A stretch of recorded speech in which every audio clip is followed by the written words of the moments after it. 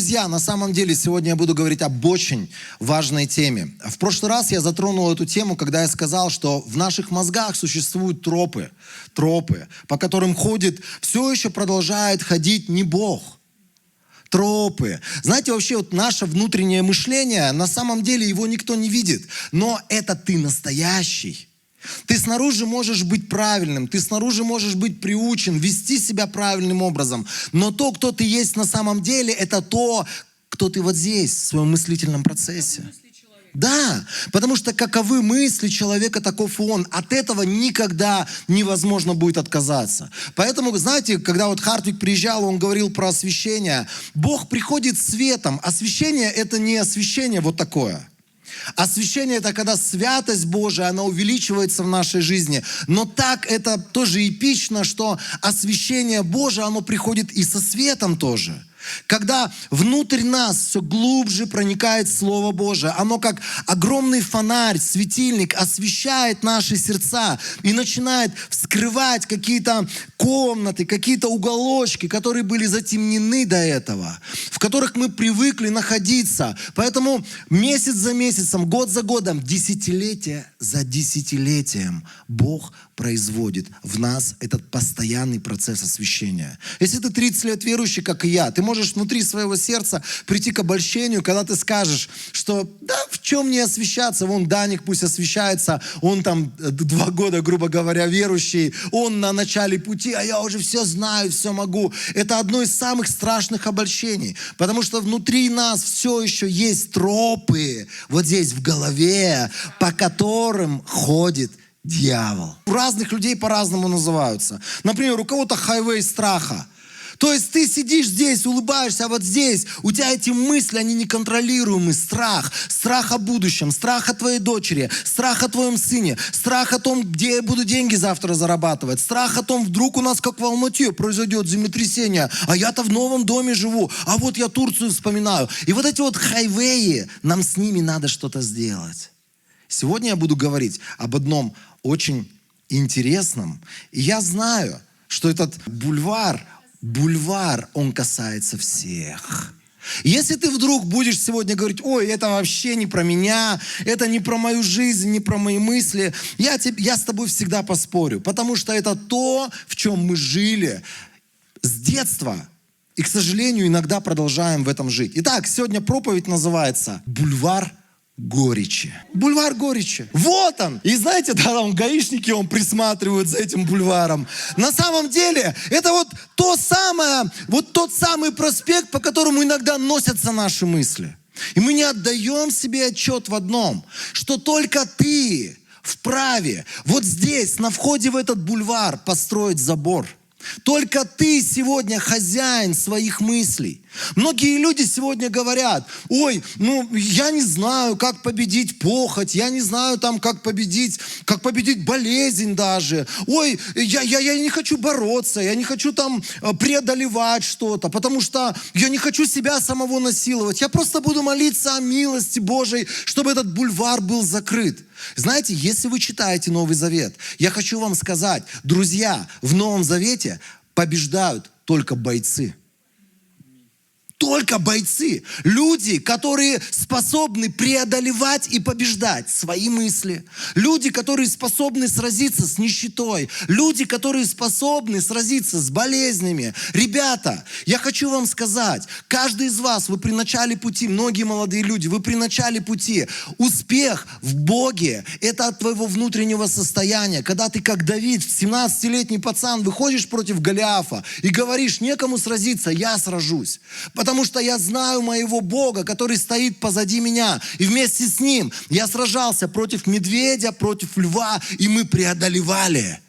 Все Евангелие – это путь преодоления, друзья. Я такой был. Я думал: Господи, вот у меня там мысли плохие. Сделай так, чтобы их не было. Вот давай сделаем так. Ты вот ластик духовный возьмешь и вот так Мою память подчистишь. А Бог мне говорил, бери Слово Божие, наполняй Словом Божьим свои мозги, бери посты, постись, провозглашай Писание, преодолевай свои мысли, когда они лезут отовсюду, а ты берешь, завязываешь этот пояс истины в своей голове. Но это преодолевание, которое каждый из нас мы должны производить внутри себя. Ты никогда не сможешь вот этот бульвар остановить в своей жизни, если ты сам не построишь здесь эти границы. Ребята, друзья, братья, сестры, Церковь Божия, сегодня побеждают только те, которые сражаются. Только те, которые сражаются. Побеждает только тот, кто сражается. Сегодня я буду вообще говорить для статусов во все ваши соцсети, в которых вы есть. Сегодня мы будем говорить об этом бульваре горечи. И знаешь, когда ты попадаешь туда, кто из вас ходил когда-нибудь по бульварам? В каждом городе есть свой бульвар, по которому гуляют парочки. И когда ты гуляешь по этому бульвару, ты вдруг встречаешься с разного рода скамеечками. И в нашем бульваре, вот здесь, в бульваре горечи, который с детства здесь построен. Есть скамеечки, на которых мы сидим, останавливаемся. И первая скамеечка, на которой мы сегодня остановимся, эта скамеечка называется очень просто. Человек, который вот-вот зарыдает, вспоминая свое прошлое. А потому что в моем прошлом огромное количество людей, которые меня ненавидели. Огромное количество людей, которые хотели использовать и испортить мою жизнь. В каждом из нас живет эта скамеечка, где мы постоянно вспоминаем о том, кто, как и чего нам сделал. Мы постоянно возвращаемся своими мозгами в то, как нас люди недолюбили, как нас оскорбили. Мы вспоминаем эти ситуации. Я понимаю, что ты не сидишь на скамеечке на Дзержинке. Это у тебя дома происходит, когда ты ложишься спать или когда ты общаешься с другими людьми. Это все в голове. Вот здесь ты начинаешь возвращаться в это прошлое. Когда мы говорим сегодня о горечи, вообще любая горечь, она упирается всегда в прошлые вещи. Она заставляет тебя думать о прошлом. Она заставляет тебя возвращаться головой туда, где ты каждый раз говоришь одно и то же слово. Можешь статус это выложить. Надо было бы сделать вот так. Надо было бы сказать вот так. Надо было ему ответить вот это. Надо было ему вот так вот сделать. Надо было ему вот здесь отомстить. Надо было вот здесь его вот так вот запугать. И каждый из нас, мы вот на этом бульваре горечи, на этой лавочке, именно на этой лавочке, мы вспоминаем что-то из нашего прошлого. Мы редко там одни сидим. У нас каждый раз сидит рядышком сосед. Это тот самый дяденька или та самая тетенька, которая так нам навредила в жизни. Это тот самый человек, о котором мы сегодня сожалеем. Это те самые упущенные моменты, которые нам кажутся, что это вот жизнь прошла из-за этого и не удалась вот из-за этого. Вот рядом с нами сидят люди. И знаете, если бы по-настоящему мы понимали сегодня, чем заканчивается этот бульвар, если ты сидишь постоянно в сожалении о прошлом, я тебе могу сказать, он бы заканчивался не вокзалом. Многие из нас, да, мы знаем, что вот этот проспект, или бульвар, он заканчивается ЖД вокзалом. Я могу сказать, этот проспект заканчивается на самом деле Советской 1. Кто в теме? Психбольницей. Чем больше ты живешь своим прошлым, чем больше ты его качаешь, чем больше ты его ворошишь, чем больше ты возвращаешься вот в это прошлое. Знаешь, люди, живущие настоящим и двигающиеся за целями, они будут смотреть на тебя как на психа. Как будто ты где-то застрял. Как будто ты должен был быть другим человеком, а ты застрял в вещах, которых давным-давно нет. Это вещи, которые ты должен был бы давным-давно перелистнуть эту страницу и забыть эти вещи. И сказать: Бог, я не могу без Тебя, может, победить, но вместе с Тобой я это прошлое закрою. Я с этим прошлым разберусь. Если это греховное прошлое, я исповедую эти грехи раз и навсегда. Закрою эту дверь, получу прощение и не буду больше самого себя осуждать за это. Как многие из нас. Вот здесь, на этой лавке, мы вспоминаем все, что мы натворили. Все, что мы наделали, наговорили, мы все еще сожалеем об этом. Здесь, вот здесь, на этой лавочке, рождается наша неполноценность духовная. Вот здесь рождаются наши страхи. Знаете, вот это вот состояние, как будто ты мерзость какая-то на этой земле, ошибка какая-то. Вот здесь, на этой лавочке, реши, что ты свое прошлое исповедуешь. Если оно было греховное, закроешь его раз и навсегда, и никогда не будешь к этому возвращаться. Если с тобой сидят рядом люди, которые постоянно постоянно тебя тянут в прошлое. Это вот люди из твоего прошлого. Люди, которые тебя оскорбили, обидели, недолюбили, сделали какие-то обещания и не исполнили. Они имели клятвы по отношению к тебе и нарушили эти клятвы. Просто оставь этих людей. Выкинь это из своей жизни. Скажи: Бог, я забываю заднее, буду простираться вперед. У нас есть 2 места Писания о нашем прошлом, которые мы должны понимать. И эти места Писания вы все очень хорошо знаете. Филиппийцам 3:13. Здесь Павел говорит: братья, я не считаю, что я уже достиг того, к чему я стремлюсь, а лишь забывая все, что осталось позади, иду к тому, что впереди. Здесь он говорит очень простые слова. Он говорит: я забываю все. Он говорит: я встаю с этой лавки, и я больше никогда не вернусь на нее. Я перелистываю. Были в моей жизни, знаете, люди, которые меня сегодня ненавидят. Были в моей жизни люди, которые там как-то повлияли на меня, но этих людей больше нет. Были какие-то люди, которые, например, был один мужчина, вот здесь лавочка показана, а этот мужчина со мной в машине ездил каждый день. Причем он был за несколько тысяч километров от меня. И каждый раз я садился в машину, я ехал по городу, длинный был путь у меня, и вот эти там 40 минут, пока я еду, я с этим человеком в душе в своей разговаривал, в мозгах. Я его упирал в том, что он был неправ. Я ему объяснял и просто разжевывал из Писания, что ему надо покаяться. Я его снова и снова подводил к какому-то состоянию, где этому человеку надо оставить служение и т.д. и т.п. Его не было. Он был в моей голове, на моей лавочке на этой.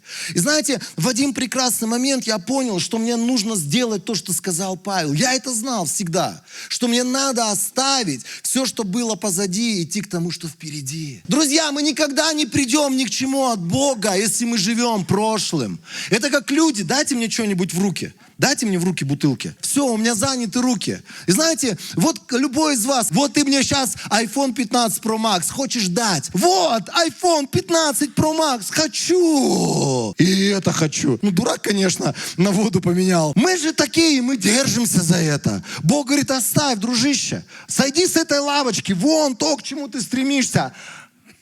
Мы же такие, мы хотим и держаться за прошлое. Вот помогает. Мы за прошлое держимся, мы из ручек не выпускаем это прошлое. Бог говорит: оставь все, что было позади, чтобы взять то, что я для тебя приготовил. Нет другого пути. Спасибо. Некоторые люди, ты его когда слушаешь, все, что он рассказывает: вот раньше я был тем, раньше я был вот этим. Встречаешь его на следующий день опять: раньше я был тем, я жил там, я делал вон то. И опять ты его встречаешь через месяц, через год, через 15 лет.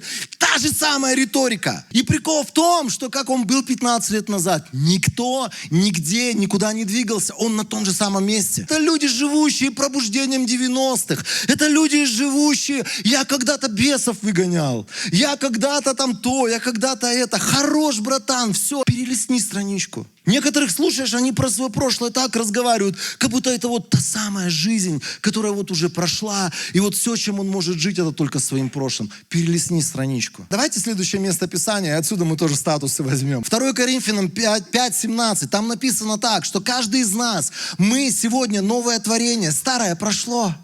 Старое прошло. Вот это твой новый статус в твоей жизни. Старое — это то, что было вчера. Твои удачи, твои падения, люди, которые тебя обидели, те, которые тебя не поняли, не приняли, не почтили, а тебя наследство лишили. Забудь это все. Забудь. Вот так в кучку вот это все возьми с этого бульвара. Эту лавочку возьми болгарочкой. Вот так технично. Щин, 4 ножички. И выкинь ее из своей башки. Пришло время сегодня нам встать на это место Писания и просто самим себе сказать: старое все миновало. Неважно, кем я был. Неважно, откуда я. Неважно, какая у меня даже семья была. Неважно, какие я боли пережил. Неважно мои грехи, с которыми я пришел ко Христу. Важно то, что во Христе Иисусе я новое творение, и теперь все новое в моей жизни. И придет только то, что Бог обещал для меня, потому что я следую за Ним. Друзья, вот они, эти лавочки, только так выкорчевываются, эти скамейки. Знаете, когда я остаюсь на этой скамейке, когда я сижу на этой скамейке, да, я посидел, повспоминал, понаходился в своем прошлом, а потом я встаю с нее и как бы иду дальше в своих мозгах. А эта боль прошлого, она не покидает меня. Мы переходим с одной скамейки, вот как бы в мозгах своих, с одного уровня на другой. А что, не так, что ли? А не так, что ли? Когда ты живешь этим прошлым, когда все, о чем ты только можешь вспоминать, это люди, которые что-то сделали не так в твоей жизни, ты просто зол и полон ненависти на жизнь, на каких-то людей, на какие-то обстоятельства. Это говорится твоими устами, это становится твоей риторикой. Все, что ты можешь говорить, это злые слова. Все, что ты можешь говорить, это слова осуждения, слова ненависти, слова злобы. Это все, о чем могут говорить твои уста. Другого нет и другого не дано. Если ты питаешься прошлым, где тебя унизили, оскорбили, где с тобой поступили несправедливо, нет другого пути. Вторая лавочка будет только такая. Это вот откуда. Знаете, как один говорил, думаете, почему я был злой раньше? Велика у меня не было. Нет! Почему ты злой сегодня? Да потому что на одной лавке уже насиделся. Уже вот здесь нагонялся. Уже вот здесь вот это все снова и снова. Ты здесь вспоминался. И потом открываешь уста. А у тебя кроме злости, а у тебя кроме осуждения других людей, кроме ненависти нет ничего. Это вот оттуда мы, знаете, вот оттуда мы ненавидим власть. Вот оттуда, вот с этой лавочки, у некоторых ее можно назвать большими буквами, лавочка национализма. Нас кто-то в прошлом или в позапрошлом, нас кто-то унизил из какой-то нации. Мы вот на этих лавочках рождаем все эти наши чувства. И это все здесь в голове. Притча 26-27. Роющий яму сам в нее упадет. Катящий камень сам под него угодит. Интересно, это состояние многих из нас, когда все, о чем мы думаем, о людях из нашего прошлого, о каких-то ситуациях из нашего прошлого, мы думаем только о мести. Мы думаем о том, как правильно выкопать яму, о том, как правильно камень подкатить такой, который раздавит этого человека. Но Библия очень просто говорит, что это только раздавит тебя самого. Когда ты смиряешься с тем, что внутри тебя поселилась горечь и ненависть к каким-то людям, когда ты смиряешься с этим, и ты говоришь, все так живут, ты просто для себя копаешь ловушку, в которую, угодя, очень сложно оттуда выбраться. Когда ты находишься в этой ловушке обид, когда ты находишься в этой ловушке вот состояния, мир несправедлив, и все вокруг ко мне несправедливы, ты становишься жертвой сам для себя. Ты ведешь себя как жертва. И вот это состояние саможалости, оно начинает уничтожать человека изнутри. Дорогие друзья, пришло время разобраться нам вот здесь с нашими мозгами. Если необходимо воевать, если необходимо бороться, как про Иисуса было сказано, Он до крови сражался. Он сражался за правильные поступки, Он сражался за то, чтобы Ему пойти на Голгофу, потому что Его душа, Библия говорит, когда Он сражался, Он говорил, пронеси мимо меня эту чашу. И это то, что было Ему не так радостно, но Он понимал, что это надо. Я хотел бы, чтобы мы поняли, что это нам надо. Не Денису, даже не Богу. Да, Богу надо, чтобы Его церковь была святая, чтобы Его церковь, она сегодня не была разрушена этой горечью. Но прежде всего ты должен понять, что это тебе самому необходимо. Третья лавочка тоже смешная. Да, новые актеры, а они удивлены. Они об этом человеке еще такого не слышали никогда. И им по приколу это услышать. Надо же, что, правда что ли? Да ну, не мог. Что, вот прям вот так? Знаете, вот когда мы приходим к этому пункту, мы уже прошли через два. Мы уже позволили дьяволу, во-первых, протоптать этот бульвар в нашей голове. Во-вторых, насадить эти лавочки, на которых мы отдыхаем периодически. А потом мы приходим к состоянию, когда мы это уже не можем держать внутри себя. Нам нужны следующие актеры. Нам нужны люди, нам нужны эти уши. Мы хотим с кем-то делиться. Мы не можем это уже удержать внутри своих собственных больных сердец. Эта боль, она, знаете, она как зараза, она хочет куда-то вылиться, в чьи-то уши залиться. Когда я готовился вообще к этому служению, к этой проповеди, Карена Карагяна услышал. Человек, который вроде бы, да, он там занимается прославлением, но он говорит, у меня есть одна проповедь, которую я сам не люблю, потому что, он неловко себя чувствует иногда, я так понял из этого. И он говорит, эта проповедь называется «Клевета, сплетни, злословие». Я рекомендую каждому послушать. И мне очень понравилось, как он дает расклад на то, чем отличаются клевета, сплетни и злословие. Чем они отличаются друг от друга? Я когда услышал, думаю, в точку вообще. Я вот у него стырю немножко плагиата. Чем отличаются сплетни от клеветы и злословия? Вот слово клевета, слово сплетни и слово злословие в Библии это все немножечко у нас Иногда даже одним словом злословие может быть переведено. Я начал какие-то места Писания изучать, что на иврите означает это слово, что на греческом означает это слово. Я столкнулся с тем, что да, в каждом из мест Писания, которое переведено как злословие, могут разные вообще слова стоять, которые имеют разный смысл. И вот он говорит, вот что такое клевета? Это стопроцентная ложь о человеке. 100%. Это, например, когда про какого-то человека говорят, чего он никогда не делал. Просто это люди, которые открывают свои уста, они находят трэш-кен, помните, да? Трэш-кен, мусорку, куда они через уши могут напихать этого мусора, и они начинают говорить о других людях, которые сделали им больно, которые просто даже не поздоровались с ними. Они говорят стопроцентную ложь. А ты знаешь, где он свою Ауди взял?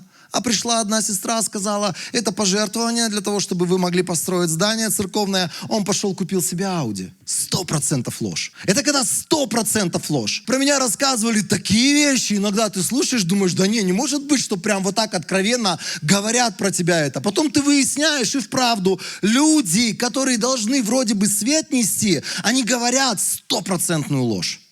Поэтому, друзья, если ты начинаешь, я там чего-то слышал, я чего-то видел, я там от кого-то что-то когда-то думал, мне так кажется, остановись. Потому что ты можешь стать человеком, про которого написано в Писании, переносчик в народе.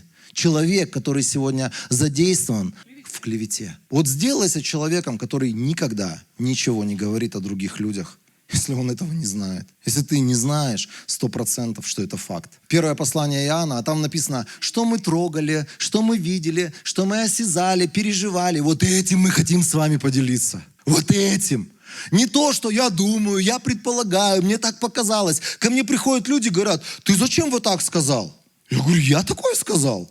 Да, вот на той проповеди. Я говорю, братан, проповедь записана, иди посмотри эту проповедь. Я такого сказать не мог по определению, потому что это вообще против моего мировоззрения, моего мышления. На одном собрании, вот люди, как они способны догадываться, потом переносить сплетни. Я чаще всего носил в заднем кармане, и до сих пор у меня это есть такая привычка. Я ношу здесь деньги, в основном карт-холдер здесь у меня лежит. И в заднем кармане я носил раньше бумажник, где были деньги бумажные. Помню, в одной церкви я проповедовал, я там говорил про человека, который там готов за определенную плату и просто постучал себя по карману. Я-то понимал, о чем я говорю. И я говорю, за определенную плату человек готов там сделать то или другое. Ко мне подошел мужик один, говорит, ты че? Я говорю, что произошло?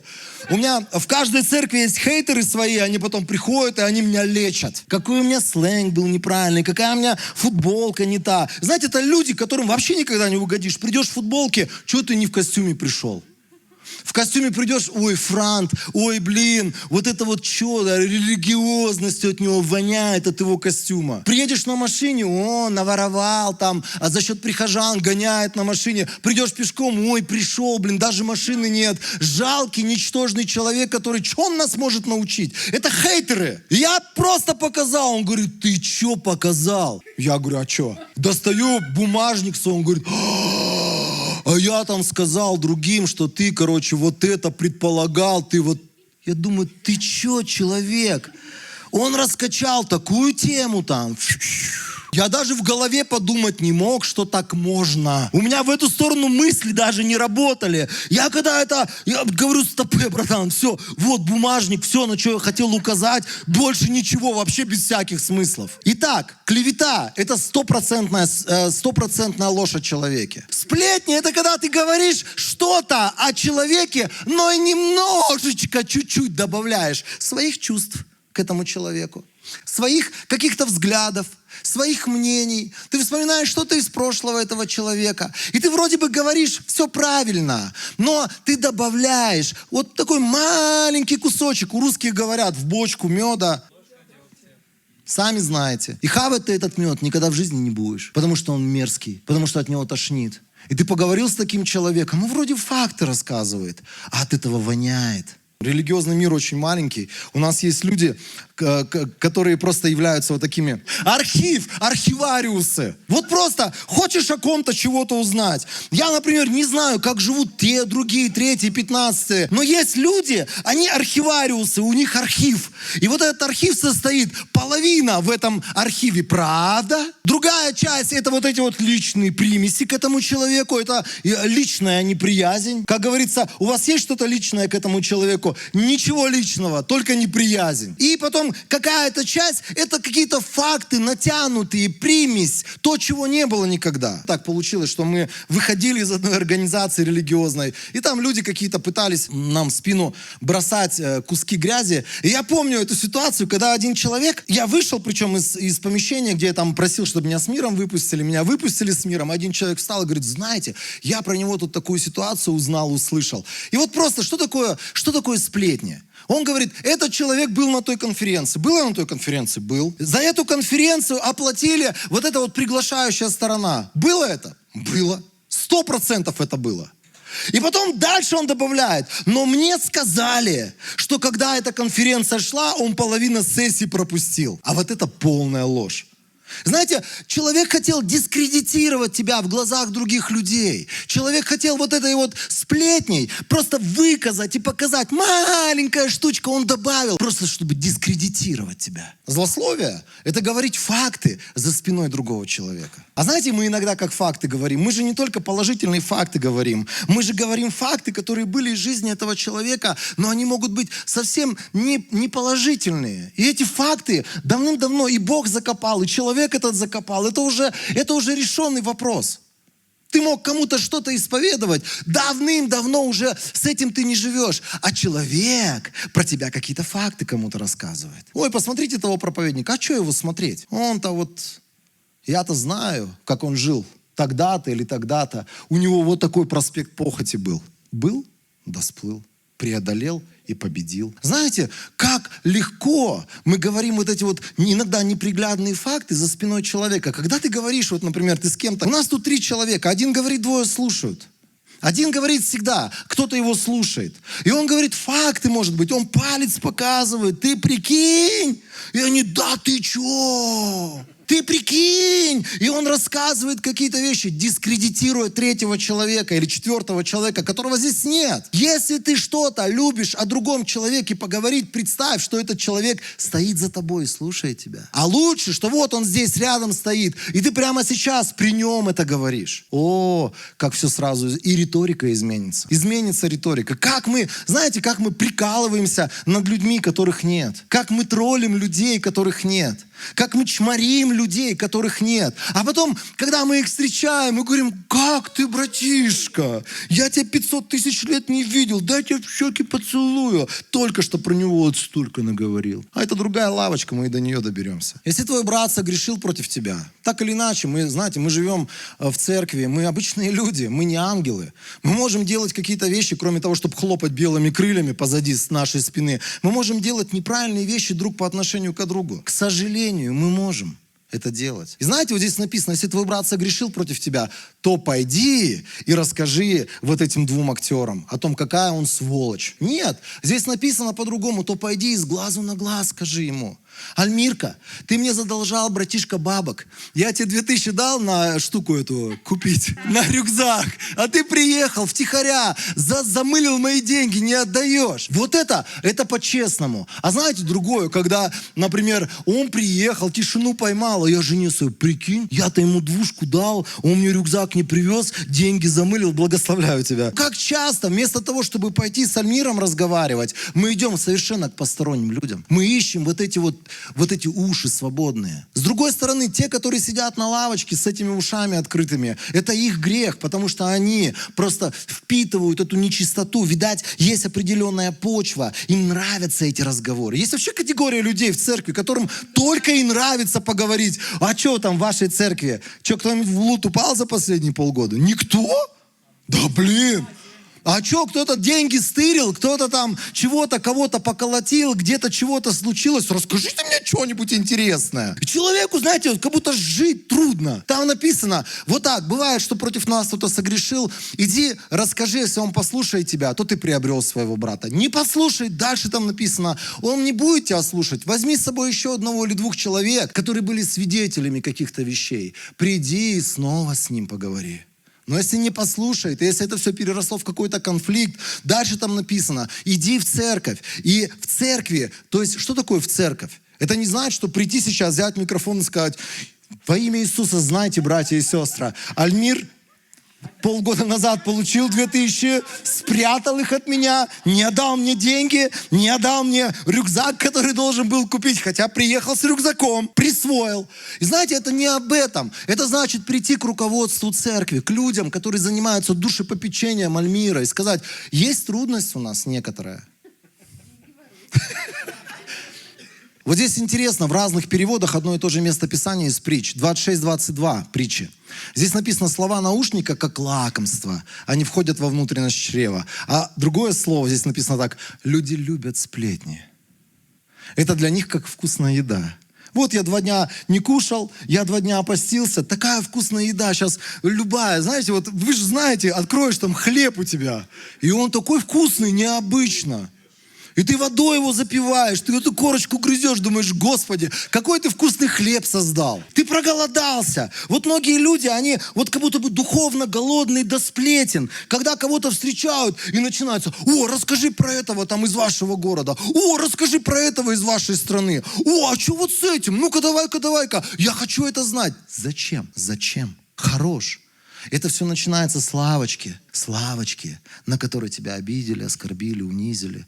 Если ты ее там не спилишь, ты в прошлое возвращаешься постоянно, то ты вот придешь и к этой лавочке. То, что я нашел, это вот на иврите какое-то слово, я в иврите точно не силен, так же, как и в греческом. И вот здесь написано, что сплетник или клеветник, это то же самое, что наушник, и другое слово шепчущий на ухо. А знаете, что вот здесь вот этот в красной кофточке, который спрятался, который втихаря, чтобы его никто не заметил, им чисто в ухо вкладывает какую-то информацию, он им говорит, я вам сейчас что-то скажу, только ты никому об этом не говори. Никому. Я сейчас с вами такой инфой поделюсь, бомба. Только ты никому об этом не говори. Вот эти вот секретики колдовства, которые люди распространяют, это как спред, который разрушает, который ломает внутри церкви любые духовные, божественные связи. Знаете, как это работает? Например, Альмирка на меня зуб заточил. Спасибо, брат, что ты есть. Ты меня выдержишь. Знаете, вот просто он стырил у меня 2000, купил себе рюкзак. Он вообще по красоте на Ауди на моей катается, и потом технично, и потом что случается? Когда, знаете, я начинаю его напрягать, какие-то вещи спрашивать с него. В какой-то момент, я понимаю, что я бессилен. В моем-то рюкзаке не я хожу, а он ходит. И я начинаю находить уши. Мне нужны уши. Я говорю, прикиньте, это просто космос, чел. Он вот это сделал. И Ауди туда приплел, за который он 100 раз рассчитался. И ты там приплел какие-то вещи, которых не существовало. Дочь там, как он там что-то делает неправильное с ней. И ты так технично ему в ухо. Бля-бля-бля. Не Альмиру, а другу своему. Чаще всего это люди, с которыми ты служишь, с которыми ты живешь. Это самые близкие люди. Это люди, с которыми ты работаешь. Иногда, к сожалению, это люди, на которых ты имеешь влияние. Это могут быть твои дети. Это могут быть люди на твоей работе или в твоем служении. Ты на них оказываешь влияние, но нечестивое. И потом эти люди встречают Альмира. Салам, братан. И вот так, да? Салам, братан. Они сами не понимают, что произошло. Раньше, если он там в прошлый месяц приехал, ты там, братишка, как жизнь, что, нормально, давайте там денег дам, дай, рюкзак у тебя есть, сейчас я тебе денег накидаю в этот рюкзак. А тут так, знаешь, холодно. Салам, Альмир, нормально все? Ну, хорошо. Я пошел, извини, дела. Отсюда. Вот она, эта лавочка. Там все произошло. Там кто-то ему вдул в ухо вот эту лживую информацию. Знаете, впрыснул этот яд змеиный. Есть змеи, определенная порода змей, им даже вот не надо тебя прикасаться, они издалека плюются ядом. Вот этот вот в красном. А знаете, вот здесь рушатся церкви, рушатся семьи, рушатся бизнесы. Здесь ломается все, недоговоренности. Кто-то что-то сказал, а я слышал, а я думал, а мне сказали, а мне передали, а я вот там чмо, которое попало в колдовство. Ну, правда, так никто не говорит. Первое послание Иоанна, 1 глава, с 5 стиха. Это та весть, которую мы сами слышали от Него, и теперь передаем вам. Бог — это свет, и в Нем нет никакой тьмы. Если мы говорим, что имеем общение с Ним, но сами ходим во тьме, то мы лжем и не поступаем согласно истине. Знаете, вот что такое Бог? Бог — это когда перед Ним все открыто. И любой разговор я могу вести открыто о любом человеке. Я, например, имею свои суждения о разных людях. Я эти суждения могу кому-то говорить, я могу этими суждениями делиться, но... Знаете, что чаще всего бывает? Когда, например, говорю о каких-то пасторах, о каких-то служителях, некоторые говорят, как ты можешь о нем говорить? Я с ним разговаривал об этом. Я с ним разговаривал. У меня есть позиция. И эта позиция, которую я уже высказал. И если я сегодня говорю об этом человеке только для того, чтобы каких-то людей сохранить от того, чтобы они не соприкасались с этими людьми. Есть YouTube-проповедники. Я не хочу называть имена, потому что кафедра вообще не для того, чтобы кого-то полоскать с этой кафедры. Но есть YouTube-проповедники, я вам не рекомендую этих людей слушать. Не слушайте, это люди распространяют яд. Это люди, которые открывают двери в гиперблагодать. Это люди, которые представляют Иисуса совершенно не библейским Христом, не библейским Богом. И знаете, когда я говорю об этих людях, у меня появляется шанс, к примеру, пообщаться с этими людьми, я обязательно этим шансом воспользуюсь, приду и буду с ним об этом говорить. И у меня были, например, подобные общения. Там, в этом году приехали люди, очень известные YouTube-проповедники. И я пришел и сказал, слушайте, вот такие вот вопросы я хочу с вами решить. Я не хочу за глаза, где-то там, чего-то. Я со старшим пастором этого человека сел и стал разговаривать. И я говорю, я знал, что однажды ты приедешь, и я хотел с тобой встретиться. Я хотел понять вообще, почему так или вот так происходит. Потому что, например, в нашей церкви я не хочу, чтобы его слушали люди. И мы сидели, разговаривали. Когда я вышел оттуда, я понял, что он просто при своем остался. Но знаете, когда я сегодня кому-то говорю, не слушайте этого человека, я сделал все для того, чтобы этого человека, если необходимо, обличить, остановить, сделал это с добрым сердцем, с любовью. Как Алина мне подсказывает, публичные служения в любом случае можно судить. Я согласен. Я согласен. И знаете, сегодня безумие какое-то происходит. Например, там человек упал, я не знаю, он там живет в грехе, в откровенном. Все знают об этом. Он там блудит направо-налево, или там наркотики употребляют направо-налево. А что ты думаешь о нем? А что я должен думать? Блудник — это человек в данный момент. Если не покаяться, Библия говорит, не наследуем мы Царство Божьего. Люди какие-то, знаете, ненавидят, просто проклинают целые государства, целые народы. Начинают просто проклинать. А вот ты русский, да будь ты там такой. А вот ты там вот такой нации, да будь ты вот такой. Ты что, с башкой, что ли, совсем что-то случилось? Ребята, как легко мы на этих лавках нацепляемся всего и думаем, что Бог такие вещи позволяет делать или такие вещи говорить. Ты когда это все слушаешь, думаешь, просто с крыши люди не дружат. Не слушайте этих людей, потому что они распространяют заразу, яд. И потом огромное количество людей заражены этой болью, горечью, которую они льют, к сожалению, через микрофоны. А вот этим все заканчивается. Возможно, было бы приблизить его рожу, я бы это приблизил. А что, все нормально? Что, проблемы какие-то у кого-то? Ну и что я про кого-то чего-то набазарил? Ну и что я там сегодня горечью плещу? Ну и что я сегодня заражаю других людей? Ну и что? Все у меня хорошо. Знаете, мне нравится эта история, как мне жена моя рассказывала. Ну, я тоже был свидетелем подобных историй. Когда тебе человек жалуется, как какая-то скотина в его жизни что-то наделала, натворила, и вдруг эта скотина звонит ему по телефону. Алло. Да, дорогая, да, конечно же жду тебя на чаек, кофеек. Я тебе плюшечки куплю. Конечно. И ты думаешь, что это было? Вот, только что этот человек в конфликте, вместо того, чтобы решать конфликт, все просто на релаксе. Вот она, последняя лавочка. А это вообще последняя лавочка, когда мы доходим до состояния, когда мы спрятали, мы покрыли, и вот здесь вот такие вот мы сидим. Все на изи, все хорошо. Главное рожицу прикрыть. Слушаешь некоторых ребят и думаешь, ты что, чувак, ты же вот развелся, ты же вот на молодой женился. И говоришь, не лезьте в жизни других служителей, вас это не касается. В смысле не касается? И у тебя начинают брови просто западать. Или люди там начинают, надо жить вот так, надо жить вот так. Одного чувака включаю, просто случайно совершенно попал. Слушаешь его, думаешь, брат, я тебя знаю.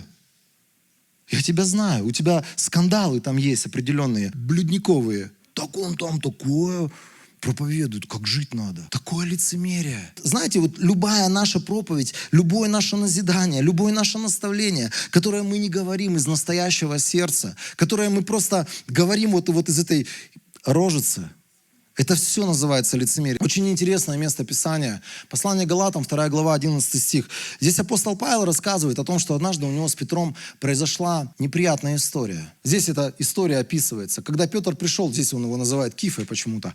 Когда Кифа пришел в Антиохию, я высказал ему все прямо в лицо, потому что он был виноват. Раньше он объясняет, почему он был виноват. Раньше он ел вместе с верующими из язычников.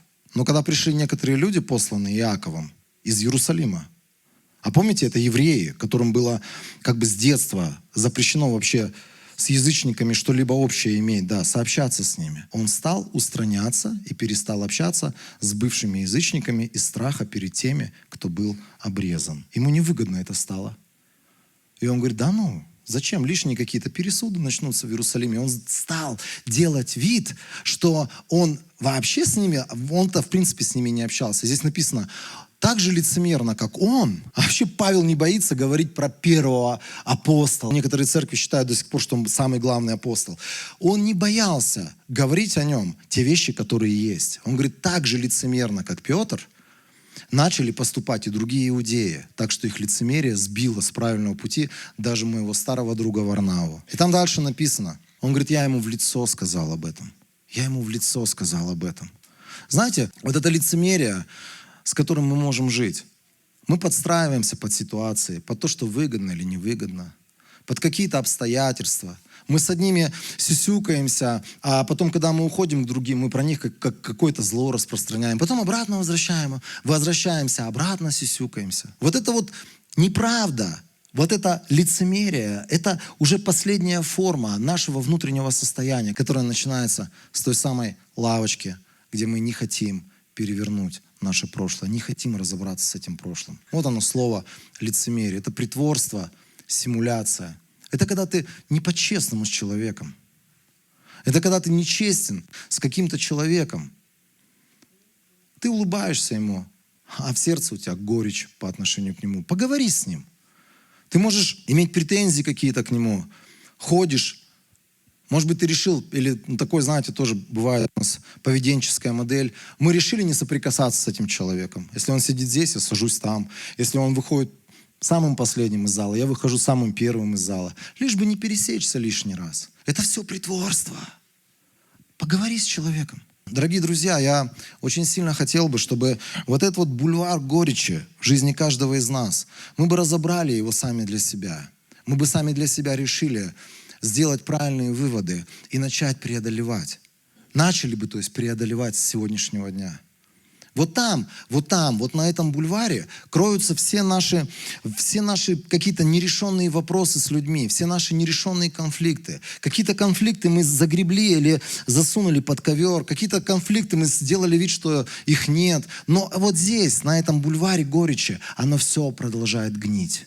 Оно все продолжает болеть, и оно все будет только смердеть, если мы с этим ничего не сделаем. Но Писание нам очень четко говорит, чтобы мы распространяли сегодня благоухание, чтобы мы благоухали для Христа, чтобы мы по-настоящему были людьми, чьи уста говорят свет, чьи уста несут что-то созидательное, что не разрушает, не дискредитирует других людей, не дискредитирует церкви, служителей. Зачем тебе это? Не участвуй в этом. Если тебя пытаются затянуть на эту лавочку, скажи, дяденька, я тебя вообще не знаю. Иди куда шел, по своему бульвару. Я хочу жить свободной жизнью. Мне это не надо. Когда тебе люди говорят информацию о людях, которые, например, это не касается твоего служения. Одно дело, когда служители, например, они понимают, есть проблема у человека, они решают, как с этой проблемой бороться, что с этим делать, куда двигаться. Другое дело, когда эти люди тебя не касаются. Это не твои люди, которым ты оказываешь душепопечение. Зачем тебе информация об этих людях? А вот ты знаешь, наш президент то, Пожалуйста, не надо мне это. Я за него буду молиться, я его буду благословлять, я буду просить ему мудрости, я буду делать все, что мне говорит Библия. А то, что мне Библия говорит не делать, я это не буду делать. Проклинать, осуждать, ненавидеть, слушать сплетни. Зачем оно мне?